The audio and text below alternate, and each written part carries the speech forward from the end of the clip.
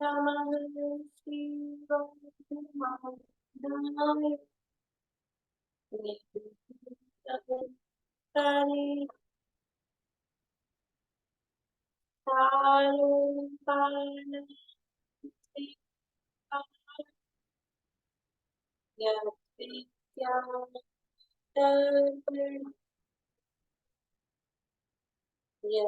नित्यं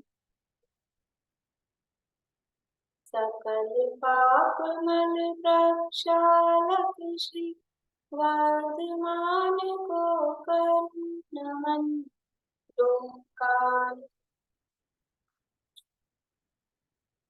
जिनकी विद्या है जिनकी विद्या है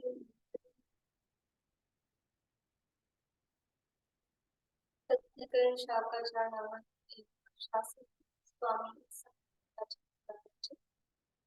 और इसके अंतर्गत यहाँ हमारी चर्चा चल रही है 27वें श्लोक के बाद में जो मछलिकाकार पंडित दास जी ने सम्यक के भेद प्रक्रिया की चर्चा की और वो सब होने के बाद में अब यहाँ सम्यक के विशेष गुण सम्यक दृष्टि के और अन्य 8 गुण की चर्चा यहाँ पर की है।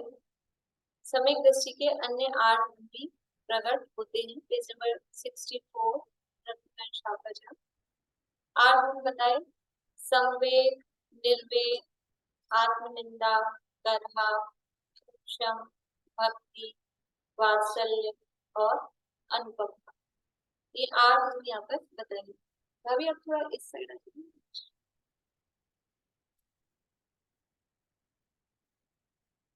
ये 8 गुण यहाँ पर बताए हैं। तो कल हमने चर्चा की थी संवेग। संवेग किसे कहते हैं? धर्म, धर्म में अनुराग, धर्म में प्रीति का जो परिणाम, धर्म और आसक्ति, अनुराग, प्रीति का परिणाम, वो कहलाता है संवेग। और सम्यक दृष्टि को, तो सम्यक दृष्टि को धर्म से प्रीति क्यों होती? क्योंकि धर्म उसके जीवन में प्रकट हुआ है। तो जो वो धर्म प्रकट ही क्यों हुआ है जीवन में? ये गुण बाद में होंगे कि पहले होंगे? सम्यक निर्वेद आदि सम्यक दर्शन के बाद में होंगे। तो पहले अगर उसको धर्म में प्रीति नहीं होगी, सम्यक दर्शन हो सकता है? पहले भी होंगे। निशंकित आदि 8 गुण भी पहले भी होंगे, व्यवहार रूप में, अभ्यास रूप में पहले भी होंगे। उनको सच्चा नाम सम्यक के बाद दिया जाता है। ऐसे ही मिथ्यात्व अवस्था में ही जब तक ये संवेग और निर्वेद का परिणाम नहीं होगा, सम्यक दर्शन उत्पन्न कैसे होगा? धर्म में प्रीति नहीं हो और धर्म प्रकट हो जाए, ऐसा तो हो नहीं सकता। तो सम्यक से पहले भी वो धर्म में प्रीति का परिणाम, और अब जब धर्म में प्रीति थी, धर्म अच्छा लग रहा था, तब तो धर्म प्रकट हुआ जीवन में। अब प्रकट होने के बाद में फिर वो अच्छा नहीं लगेगा, ऐसा हो सकता है? प्रकट हुआ है, प्रीति थी तब तो प्रकट हुआ है, बाद में तो उस प्रीति में और गाढ़पना आता है और उसमें मजबूती आती है। इसलिए सच्चा, वास्तविक, असली जो हम कहें वो समय के बाद होता है, लेकिन पहले भी अभ्यास रूप में उसके समझ लीजिए व्यवहार रूप में वो गुण उसके जीवन में होते ही। तो यहाँ संवेग की चर्चा की थी। और निर्वेद का अर्थ जो है, निर्वेद का मतलब है संसार शरीर भोगों से विरक्ति, उसका नाम है निर्वेद। तो संसार शरीर भोगों से विरक्ति कैसे हो, उसके लिए वो इनके स्वरूप का बारंबार विचार करता है। संसार के स्वरूप का, शरीर के स्वरूप का, भोगों के स्वरूप का। तो यहाँ सबसे पहले संसार के स्वरूप की चर्चा चल रही है कि संसार का क्या स्वरूप है। संसार है पंच परावर्तन, 5 परावर्तन रूप ये संसार है, जिसमें जीव निरंतर क्या करता है? जन्म लेता है और मरता है। संसार किसे कहते हैं? कि जन्म मरण जहाँ हो रहा है उसका नाम संसार है। और दूसरे शब्दों में कहें तो जीव के जो मोहराग देश के परिणाम है वही संसार है। क्यों है? क्योंकि जो जन्म मरण हो रहा है, ये जन्म मरण क्यों होता है? कार्तिकेय अनुप्रेक्षा में गाथाएं हैं, संसार अनुप्रेक्षा है, उसमें गाथाएं हैं, संसार का स्वरूप बताया। बोलिए रेंज, कार्तिकेय अनुप्रेक्षा की गाथा संसार। एकं चैदि शरीरम अन्नम गृह्णे दिनवनवम जीवो पुनु पुनु अन्नम अन्नम गृह्णति मुञ्चेति बहुवारम एवं जम संसरणम नाना देहेषु भवति जीवस्य तो संसारो भण्णति मिच्छकसा एहि जुतस्य पावेन जनो एसो। बस बस दो ही गाथाएं। संसार किसे कहते हैं कि एक शरीर छोड़ता है और दूसरा शरीर ग्रहण करता है, फिर ये छोड़ता है फिर ग्रहण करता है, ये बार बार में ये कर रहा है। और ये क्यों कर रहा है? एवं जम संसरणम नाना देहे भवति जीवस्य सो संसारो गणति। और उसका कारण क्या है? मिच्छ कसाये ही युक्तस्य, मिथ्यात्व और कषायों से युक्त हो रहा है। ये जो बार बार में शरीर ग्रहण कर रहा है और छोड़ रहा है, इसे हम संसार, संसरण का नाम संसार है। संसरण का मतलब यही रखड़ना चल रहा है। ये क्यों हो रहा है संसरण? इस संसरण का कारण क्या है? इस संसरण का कारण है मिथ्यात्व और कषाय से संयुक्त होना, जिसे हम सरल शब्दों में कहते हैं मोह राग और द्वेष। मिथ्यात्व यानी मोह और कषाय यानी राग द्वेष।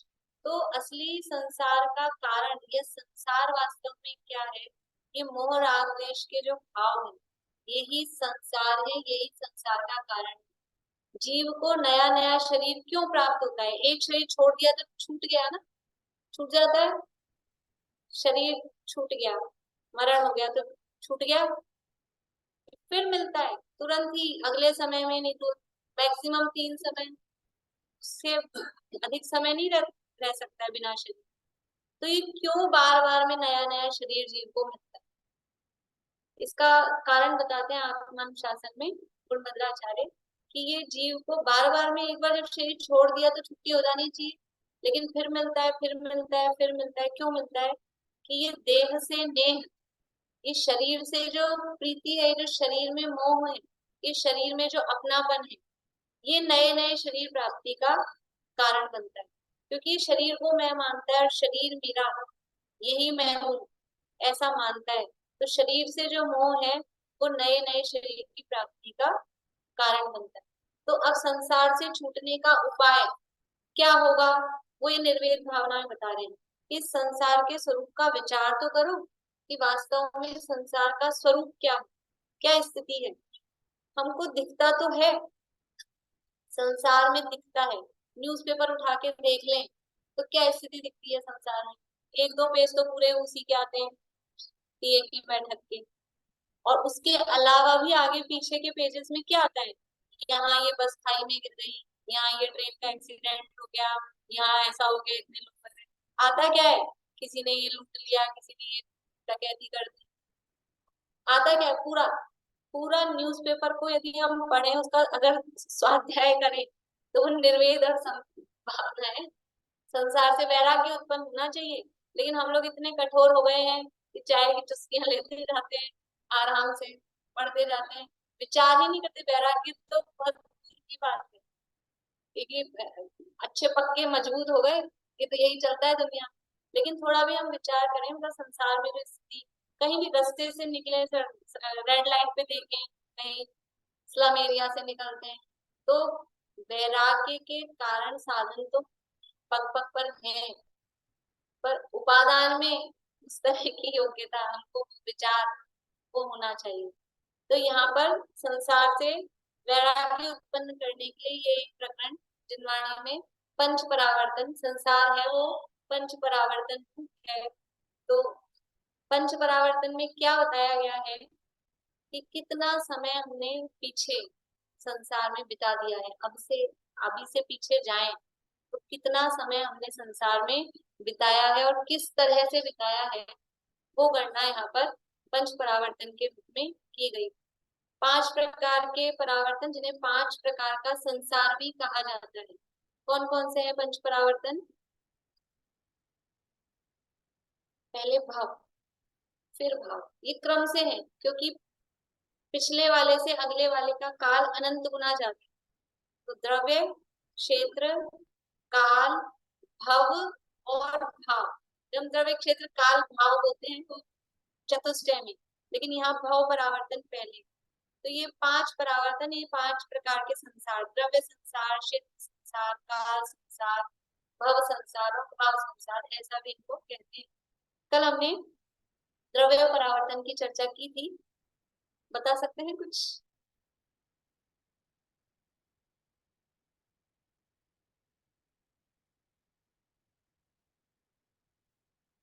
कल जो बात की थी अपन ने।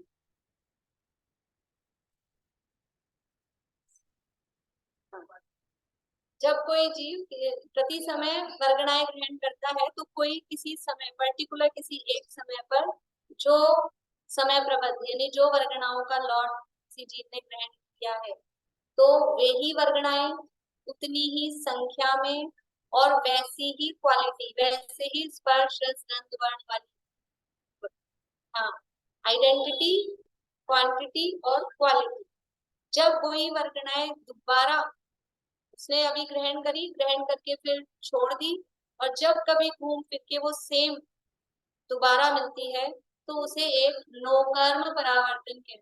वो एक नोकर्म परावर्तन, और जब ये एक नोकर्म परावर्तन पूरा होता है उसके बाद स्टार्ट करते हैं काउंटिंग कर्म परावर्तन।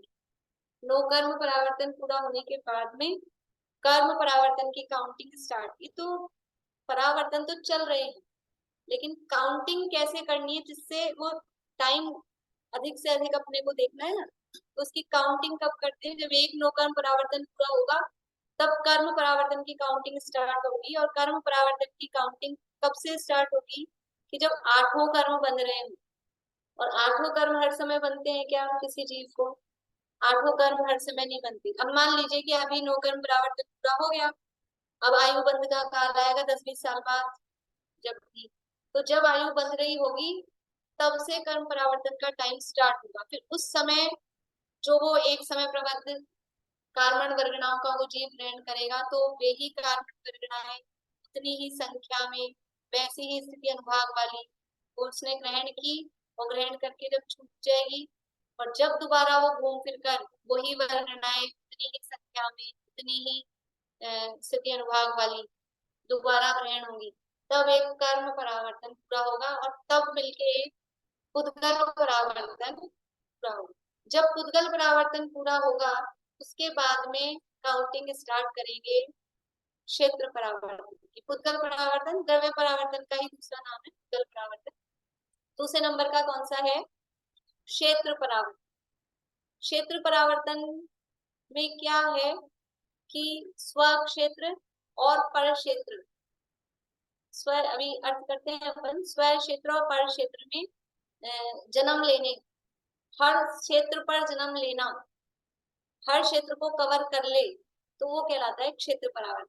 यानी क्षेत्र परावर्तन दो प्रकार का, जैसे पुद्गल परावर्तन दो प्रकार का था, एक नौकर्म पुद्गल परावर्तन और एक कर्म पुद्गल परावर्तन, वैसे ही क्षेत्र परावर्तन भी दो प्रकार का है। कौन कौन सा दो प्रकार का है? स्व क्षेत्र परावर्तन और पर क्षेत्र परावर्तन। तो स्व क्षेत्र परावर्तन में क्या लेना है? शरीर की अवधारणा, यहाँ स्व का मतलब आत्मा से नहीं लेना है, अपना जो शरीर है उस शरीर का जो आकार, अवगाहना जिसे हम बोलते हैं, जो साइज है, उसके आधार पर उसको स्व क्षेत्र कहा गया है। तो जो भी संसारी जीव है, संसारी जीवों की जघन्य अवगाहना से लेकर कम से कम सबसे छोटे साइज किसी जीव का संसार में हो, तो उस छोटे से छोटे साइज वाला शरीर प्राप्त करे और उसमें एक एक प्रदेश बढ़ाता जाए, और सबसे बड़े साइज वाला जो शरीर होता है वो शरीर तक वो प्राप्त करे, तो एक स्व क्षेत्र परावर्तन पूरा होता है। कैसे? सबसे छोटा साइज, सबसे छोटा साइज किसका होता है? निगोदिया। निगोदिया में भी हर किसी निगोदिया का नहीं होता है, सूक्ष्म निगोदिया लब्धि पर्याप्तक, सबसे छोटे साइज वाला जीव कौन सा होता है? निगोदिया भी दो प्रकार के होते हैं, सूक्ष्म जीव भी होते हैं, बालर भी होते हैं। तो उसमें से छोटा साइज है सूक्ष्म का, और निगोदिया अपर्याप्तक भी होते हैं, पर्याप्तक भी होते हैं। पर्याप्त अपर्याप्त किसे कहते हैं? नहीं, वो तो संज्ञा संज्ञा। पर्याप्त अपर्याप्त किसे कहते हैं? हाँ, जिनकी पर्याप्तियां पूरी होती हैं वो पर्याप्त, और जिनकी पर्याप्तियां पूरी नहीं होती हैं वो अपर्याप्त। इसको आप टाइम से बता सकते हैं, अपर्याप्त जीव की आयु कितनी होती है, पर्याप्त जीव की आयु? देखिए, जितने भी अपर्याप्त जीव होते हैं उन सब की आयु श्वास के 18वें भाग होती है। उनकी पर्याप्तियां पूरी नहीं होती, उनको लब्धि अपर्याप्त कहते हैं। और जितने भी अपर्याप्त जीव होते हैं सबकी आयु होती है श्वास के 18वें भाग। जो एक श्वास में 8-10 बार जो हम कहते हैं, तो हम सामान्य रूप से निगोदिया में सब में लगाते हैं, लेकिन हर निगोदिया जीव की आयु श्वास के 18वें भाग नहीं होती। निगोदिया जीव दो प्रकार के होते हैं, पर्याप्तक भी होते हैं और अपर्याप्तक भी होते हैं। तो जो अपर्याप्तक निगोदिया जीव हैं उनकी आयु होती है श्वास के 18वें भाग, और जो पर्याप्त निगोदिया जीव होते हैं उनकी कुछ अधिक होती अंतर्मूर्ति है, लेकिन उस श्वास के 18वें भाग से थोड़ी अधिक होती है। इसके अलावा 2 इंद्रिय, 3 इंद्रिय, 4 इंद्रिय, संज्ञेय संज्ञेय पंचेंद्रिय, इन सब में भी अपर्याप्त होते हैं जिनकी आयु श्वास के 18वें भाग होती है। अकेले निगोदिया जीवों की आयु श्वास के 18वें भाग नहीं होती। जो भी अपर्याप्त है, मनुष्य भी अपर्याप्त होती है, सबकी आयु श्वास के 18वें भाग होती है। तो यहाँ सबसे छोटा साइज किसका है?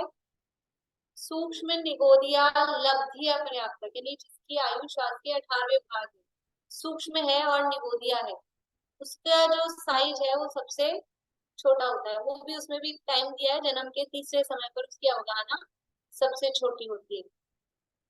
तो वो वहां से शुरू किया, किसी ने वो वाला भाव धारण किया, वो शरीर प्राप्त किया, सूक्ष्म निगोदिया लब्धि अपर्याप्त, ठीक है। और वो सबसे सूक्ष्म अवगाहना उसने प्राप्त करी और फिर मर गया, श्वास के 18वें भाग आयु थी।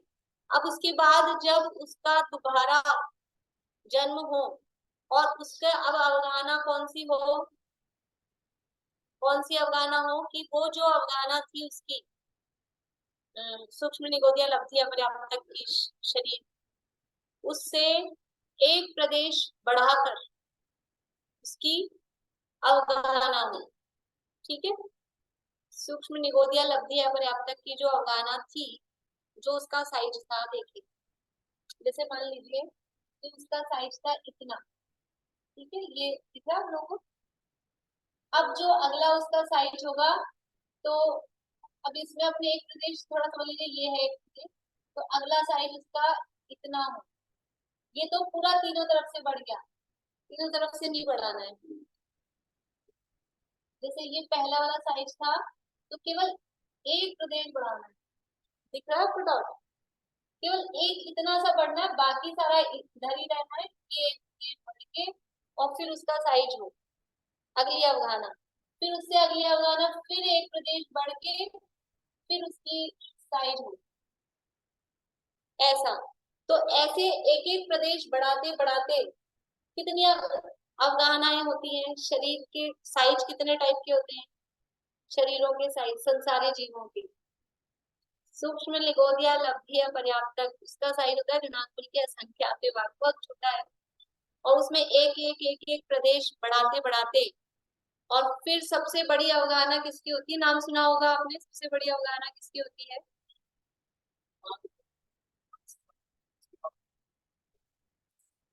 स्वयंभू रमण समुद्र में जो महामत्स्य है, स्वयंभू रमण समुद्र में जो महामत्स्य है, उसकी अवगाहना सबसे बड़ी होती है।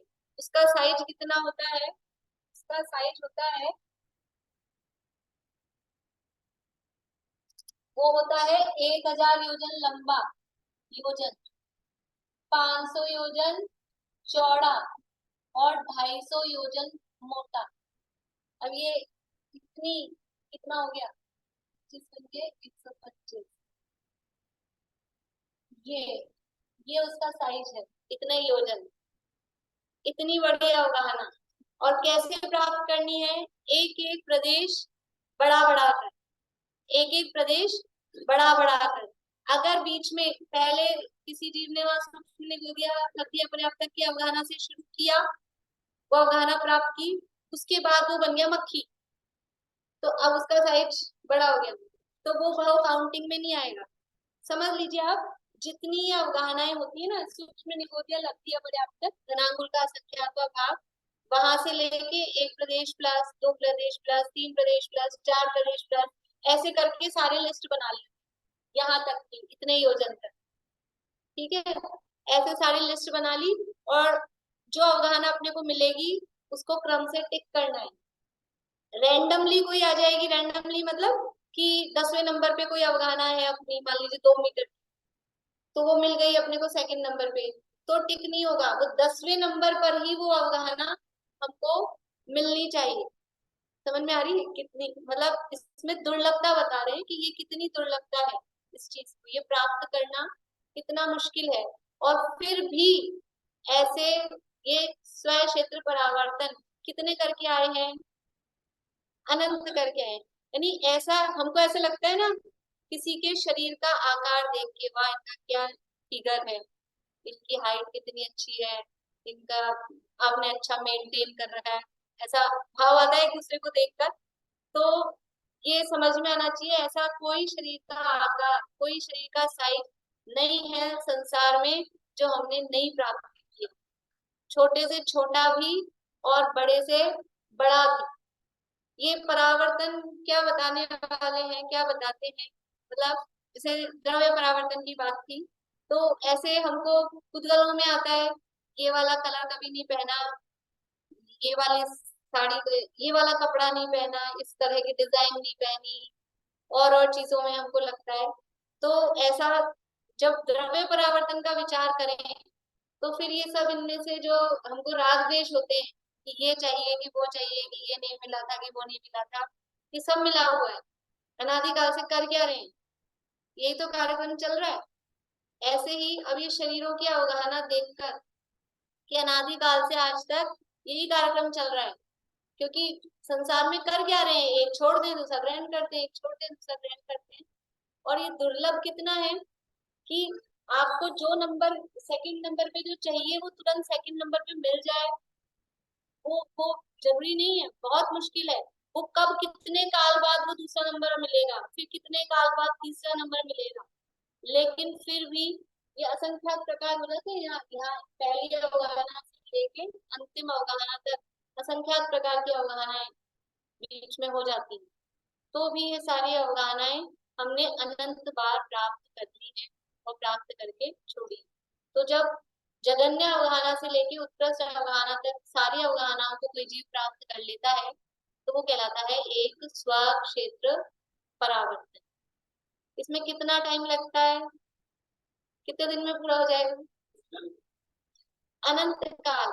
और कितना अनंत काल, कि जितना अनंत काल द्रव्य परावर्तन में लगा था उससे अनंत गुना, उसमें अनंत का मल्टीप्लाई। अब अपने को क्या अनंत की भाव हंसना नहीं होती है, कल मैंने आपको 10 का बताया था, 10 गुना करते हैं तो 7 दिन में करोड़ पे पहुंच जाते हैं 10 रुपए से। अभी यहाँ अनंत गुना करना है, ना का मतलब पता है क्या होता है, अनंत गुना का मतलब है अनंत का अनंत गुना। एक बार अनंत रखो, दूसरी बार अनंत रखो, तीसरी बार अनंत रखो, चौथी बार अनंत रखो, ऐसे अनंत बार अनंत रखो और फिर उनको गुणा करो, ये है अनंत का अनंत। तो ये इतना काल इसमें द्रव्य परावर्तन से अनंत गुना अधिक काल स्व क्षेत्र परावर्तन में लगता है। अब जब स्व क्षेत्र परावर्तन पूरा होता है उसके बाद काउंटिंग शुरू करते हैं पर क्षेत्र परावर्तन की। पर क्षेत्र परावर्तन में क्या है, ये तो स्व क्षेत्र था, मतलब अपने शरीर की अवधारणा को। अब 3 लोक के जो क्षेत्र है, 3 लोक के हर प्रदेश पर जन्म लेना है। 3 लोक के हर प्रदेश पे जब वो जन्म ले लेगा तो उसका पर क्षेत्र परावर्तन पूरा हो जाएगा। तो 3 लोक में कितने प्रदेश हैं, लोकाकाश में असंख्यात प्रदेश है, तो ठीक है, उसमें क्या है, एक बार एक जगह लिया, दूसरी जगह लिया, तीसरी जगह लिया, असंख्यात बार में काम पूरा हो जाएगा, ऐसा नहीं है। क्रम से, इनमें एक शब्द है इंपॉर्टेंट, क्रम से, ये भी क्रम है वहां भी लोकाकाश के प्रत्येक प्रदेश पर क्रम से जन्म लेने में लगने वाला जितना काल है उसे बोलते हैं पर क्षेत्र परावर्तन। तो ये कैसे होगा, कहाँ से शुरू होगा? पर क्षेत्र परावर्तन कहाँ से शुरू होता है, बताएंगे? क्षेत्र लेना है अपने को, बोलिए सुमन जी। लोक के मध्य के 8 भाग से शुरू हो। लोक के मध्य के 8 प्रदेश होते हैं। लोक का नक्शा देखा आप लोगों ने, 3 लोक का, वही पुरुषाकार लोक का होता है। तो लोक का सेंटर पॉइंट क्या होता है? लोक का सेंटर सुमेरु पर्वत। सुमेरु पर्वत है वो लोक का सेंटर, वो लोक के विभाजन का आधार है। सुमेरु पर्वत के ऊपर उठो, सुमेरु पर्वत के नीचे आओ और ऊपर एरिया में है मध्य लोक। तो अब सुमेरु पर्वत 1 लाख मिलता है सेंटर। सुमेरु सुमेरु पर्वत की जड़ जहाँ है उसके जड़ के बीच में मध्य के उसके 8 प्रदेश क्यों है? 100 का सेंटर क्या हुआ? 100 लोग, तो उसमें सेंटर वाला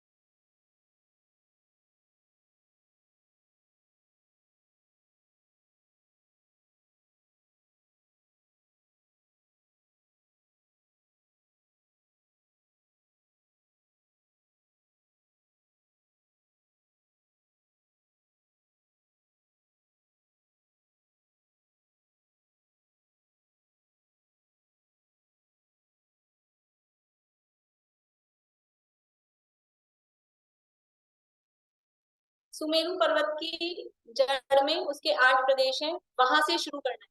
और जितने लोकाकाश में प्रदेश हैं उतने ही एक आत्मा में, एक जीव में भी उतने ही प्रदेश, असंख्यात प्रदेश ही है। तो कितने असंख्यात है? लोक प्रमाण असंख्यात। तो यदि पूरे लोक में जीव के एक एक प्रदेश को फैला दिया जाए तो बिल्कुल सेट हो जाएगा, उतने ही प्रदेश है। तो सुमेरु पर्वत के सेंटर के 8 प्रदेशों पर अपनी आत्मा के सेंटर के 8 प्रदेश ऐसे सेट करके वहां पे जन्म लिया किसी जीव ने। अब वहां कौन जन्म लेगा? कोई मनुष्य। वहां जाके कौन जन्म लेगा? सुमेरु पर्वत के नीचे जड़ में निगोदिया ही होगा, निगोदिया ही होगा।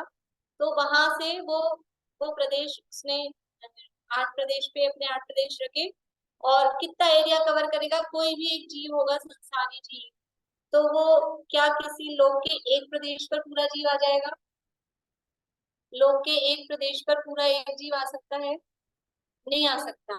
एक जीव असंख्यात प्रदेशी होता है और वो कितना छोटे से छोटा हो जाए, जो अभी अपन ने सूक्ष्म अवगाहना देखी, सूक्ष्म निगोदिया लब्धियां पर्याप्तक वाली, छोटी से छोटी भी अवगाहना उसकी हो जाए तो भी वो लोक के असंख्यात प्रदेश कवर कर। एक प्रदेश पर एक जीव कभी नहीं आ सकता है, इतना नहीं सुकुड़ सकता कि वो एक प्रदेश में आ जाए लोकाकाश।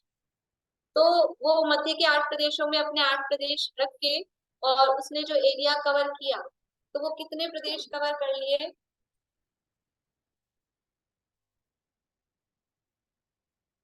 समझ लीजिए लोक के मध्य के 8 प्रदेश है, यहाँ 8 प्रदेश थे और ये पूरा जीव कितने एरिया में आया? असंख्यात प्रदेश है ना। तो ये पहली बार जहाँ जन्म ले लिया वो उसने कितने प्रदेश कवर किए लोकाकाश के? असंख्यात। असंख्यात। और यहाँ करना क्या है? लोक के हर प्रदेश पर जन्म लेना है। तो ये अच्छी बात हो गई, एक बार में असंख्यात प्रदेश, दूसरी बार में असंख्यात प्रदेश, तीसरी बार में असंख्यात प्रदेश, फटाफट हो जाएगा। कि ऐसा नहीं, एक एक प्रदेश को कवर करना है। तो इसी जगह पर ऐसी ही अवगाहना के साथ में जितने ही अभी असंख्यात प्रदेश टोटल कवर किए हैं उतनी बार यही जन्म ले, तब ये पूरे असंख्यात प्रदेश कवर हुए जाएंगे इसी इसी आकार में, क्योंकि पूरे वही वही प्रदेश कवर करने और बीच में एक भी प्रदेश दूसरा आ गया अगली जन्म में तो कैंसिल है, तो नहीं माना जाएगा। तो असंख्यात बार तो ये जो असंख्यात प्रदेश यहाँ ग्रहण किए हैं उन्हीं असंख्यात प्रदेशों में जन्म ले, जैसे हर बार तो होगा। और फिर जब ये संख्यात है तो उसके बाद में इसके पास वाला एक प्रदेश और कवर करके फिर जन्म धारण करें, फिर उसके बाद वाला अगला प्रदेश, फिर उसके बाद वाला अगला प्रदेश, फिर उसके बाद वाला अगला प्रदेश, ऐसे एक एक प्रदेश बढ़ाकर क्रम से। ऐसा नहीं एक बार हम यहाँ जन्म ले लिया तो ये वाले प्रदेश काउंट हो गए, फिर कहीं और जन्म ले लिया तो वहां वाले काउंट हो गए, ऐसा नहीं। तो पहली बार लोक के जो मध्य स्थान है स्मेरु पर्वत की जड़ में, वहां से स्टार्ट करके असंख्यात बार तो उसी स्थान पर जन्म ले और फिर बाद में एक एक प्रदेश को बढ़ाता हुआ वो पूरे लोक के हर प्रदेश पर जन्म ले। और जब वो पूरे लोक के सारे प्रदेश कवर हो जाएंगे तब वो एक पर क्षेत्र परावर्तन पूरा होता है। तो कितना समय लग जाएगा? हाँ, ये वाला तो हर बार निगोदिया ही बनना पड़ेगा, इसको तो कोई ऑप्शन ही नहीं है। इसके आसपास वाला भी एक आध प्रदेश जो बढ़ाएगा वो सारे निगोदिया के। ये वाले भाव तो प्राप्त करना आसान है क्योंकि जीव का अधिकांश काल वो एक केंद्रीय निगोद दशा में बीतता है, तो ये तो जल्दी पूरे हो जाते हैं। लेकिन अब जहां जहां प्रदेश कवर करने हैं तो भी ज्यादा प्रदेश वो निगोदिया बन बन के ही कवर होंगे, क्योंकि अब कहीं एक एक कोना कोना जो भी लोग का कवर करना है। लेकिन और भी भागों में वो हो सकता है कवर हो जाता है, देव नारकी मनुष्य आदि के भोगों में, लेकिन अधिकांश मैक्सिमम भाव नहीं गिने तो जाएंगे। और भी इस वाले जो पहली जगह वाला है ना उसमें असंख्यात बार तो यही वाला, क्योंकि इस जगह तो कोई और कोई बड़ा तिरंश नहीं हो सकता है, कोई देवनार की मनुष्य हो नहीं सकता है, इस जगह तो निगोदिया ही होगा यहाँ।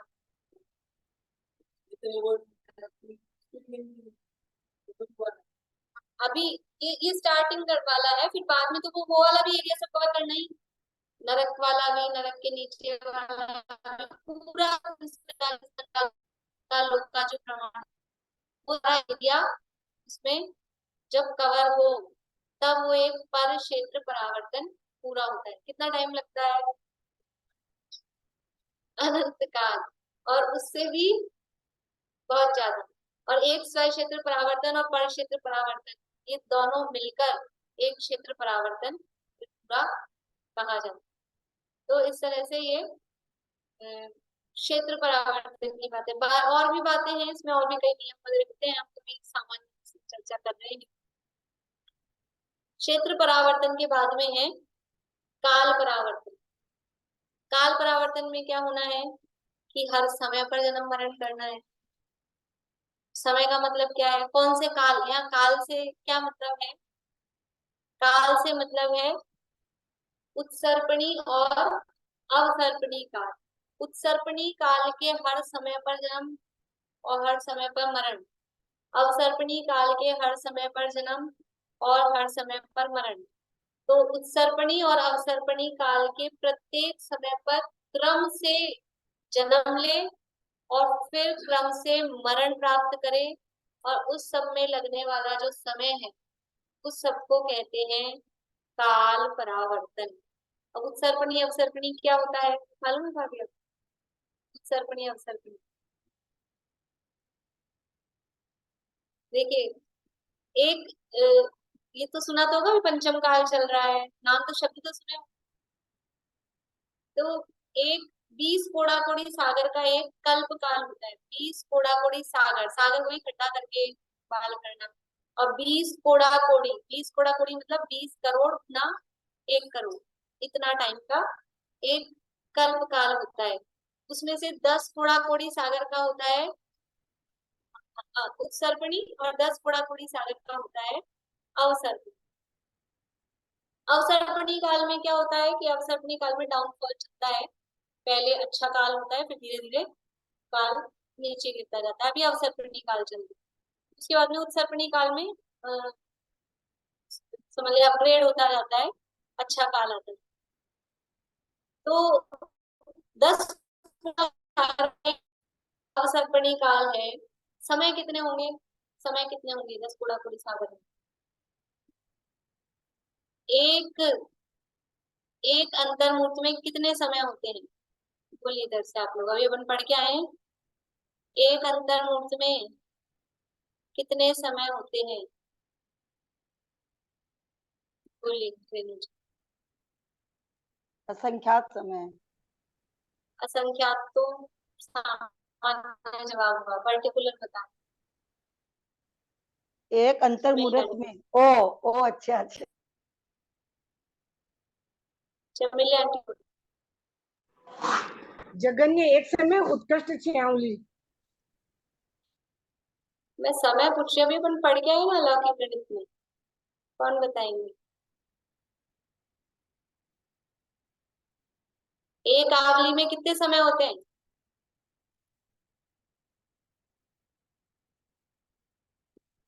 बोलिए बताओ। एक आवली में असंख्यात समय होते हैं। जगन्य परित अनंत। नहीं, बोलो प्रीति। जगन्य युक्त असंख्यात कितने? युक्त संख्यात, जगन्य युक्त संख्यात समय होते हैं। एक अंतर्मुहूर्त जिसे हम बोलते हैं ना, और अंतर्मुहूर्त होता है एक आवली एक समय से। एक आवली में जगन्य युक्त संख्यात समय होते हैं। और जगन्य युक्त संख्यात कितना बड़ा होता है?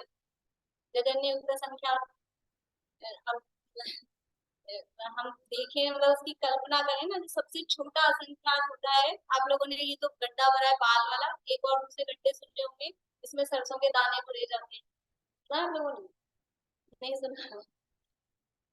वो छोड़िए, मतलब बहुत बहुत बहुत बड़ा काल है, बहुत बड़ा काल है। जितने ये मध्य लोक में द्वीप समुद्र है, ये असंख्यात द्वीप समुद्र है मध्य लोक में। और वो एक एक आवली में जो सबसे छोटा अंतर्मुहूर्त होता है, उसमें जगन्य युक्त असंख्यात समय होते हैं। और एक कल्प काल में, यानी 10 कोड़ा कोड़ी सागर का एक कल्प काल, तो उसमें कितने समय होंगे? एक मिनट में कितने समय होंगे? एक मिनट में असंख्यात असंख्यात समय होते हैं। हर समय पर जन्म लेना, तो कहाँ से शुरू करना है कि अवसर्पणी के पहले समय से शुरू किया, तो अवसर्पणी के पहले समय पर किसी जीव ने जन्म लिया, फिर क्या होगा? जन्म लेने के बाद में अगले समय में मर जाएगा। एक समय की आयु कभी भी किसी जीव की नहीं होती है। कभी भी किसी भी जीव की मिनिमम आयु होगी तो कितनी होगी? श्वास के 18वें भाग, मतलब अंतर्मुहूर्त है वो भी। अंतर्मुहूर्त से कम आयु कभी भी किसी जीव की नहीं होती। तो अवसर्पणी के पहले समय पे उसने जन्म लिया और अपनी अंतर्मुहूर्त की श्वास के 18वें भाग की भी आयु है, वो आयु पूरी करी, उसके बाद में मरा। अब उसको कब जन्म लेना है काल परावर्तन का पूरा करने के लिए? अवसर्पणी के दूसरे समय पर, ठीक है, अवसर्पणी के दूसरे समय पर। तो अवसर्पणी का दूसरा समय कब मिलेगा उसको? अवसर्पणी का दूसरा समय कब मिलेगा? ठीक है, यानी कितना दुर्लभ है। अब जिन लोगों को ख्याल है उनको ये एक काल चक्र है। ठीक है,